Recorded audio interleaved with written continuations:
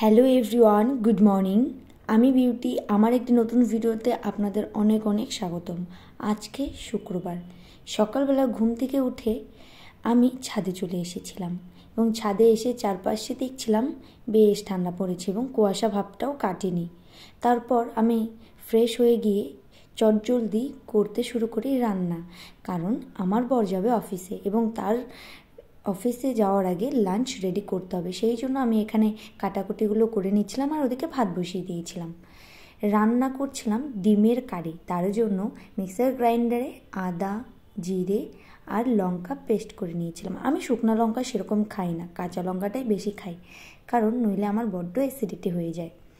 আর এখানে ডিমগুলোকে সুন্দর করে সেদ্ধ করে কেটে নিয়েছে। আমার এইভাবে কেটে কেটে আলু দিয়ে ডিমের কারি ভীষণ ভালো লাগে। এই তো ডিমের কারি আমার হয়ে গেছে, সুন্দর লাল লাল ঝাল ঝাল ডিমের কারি। এরপর করে নিয়েছিলাম বেগুন ভাজা, ওই রসুন ফোড়ন দিয়ে কাঁচা লঙ্কা দিয়ে বেগুন ভাজা, এটা খেতে আমার বেশ ভালো লাগে।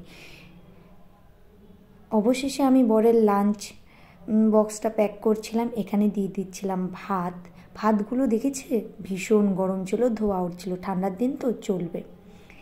এরপর একে একে দিয়ে দিচ্ছিলাম ডিমের কারি খুব আলতো হাতে দিতে হয়েছিল, কারণ ডিমগুলো ভেঙে গেলে চাপ হয়ে যাবে।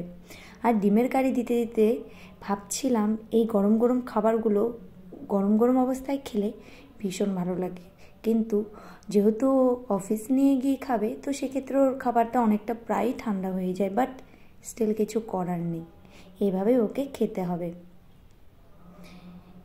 এরপর আমি আরেকটা টিফিন বক্সে ওর জন্য বেগুন ভাজাটা প্যাক করে ফেলি।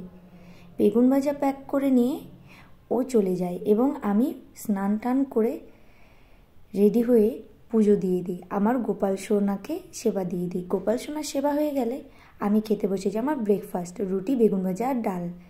এরপর আমি চলে আসি ছাদে এই যে আমার বাগানে চন্দ্রমল্লিকা ফুটেছে সাদা কালারের, আরও বিভিন্ন কালারের চন্দ্রমল্লিকা ফুটেছে, সেগুলির সঙ্গে তোমাদেরকে ধীরে ধীরে পরিচয় করাবো। আজকের মতো ভিডিওটা এখানেই শেষ করছি, দেখা হবে পরের দিন, টাটা।